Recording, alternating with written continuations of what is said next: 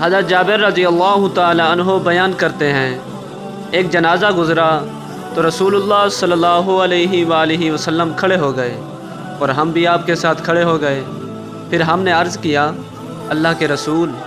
یہ تو ایک یہودی عورت کا جنازہ ہے۔ آپ صلی اللہ علیہ وآلہ وسلم نے فرمایا، موت گھبراہٹ والی چیز ہے، جب تم جنازہ دیکھو تو کھڑے ہو جاؤ۔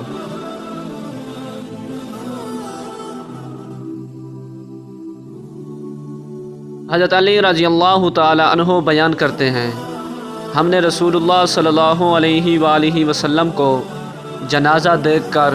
کھڑے ہوتے دیکھا تو ہم بھی کھڑے ہو گئے، اور ہم نے آپ کو بیٹھتے دیکھا تو ہم بھی بیٹھ گئے۔ اور امام مالک اور ابو داؤد کی روایت میں ہے، آپ جنازہ دیکھ کر کھڑے ہو گئے، پھر اس کے بعد آپ بیٹھ گئے۔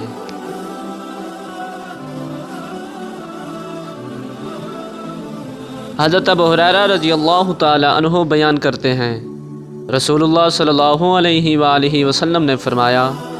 جو شخص ایمان و ثواب کی نیت سے کسی مسلمان کے جنازے میں شریک ہوتا ہے، اس کے ساتھ رہتا ہے حتیٰ کہ اس کی نماز جنازہ پڑھی جاتی ہے اور اس کے دفنانے سے فارغ ہو جاتا ہے، تو وہ 2 قرات اجر کے ساتھ واپس آتا ہے۔ ہر قرات احد پہاڑ کی مثل ہے، اور جو شخص نماز جنازہ پڑھتا ہے اور اس کے دفن ہونے سے پہلے واپس آ جاتا ہے تو وہ 1 قرات اجر کے ساتھ واپس آتا ہے۔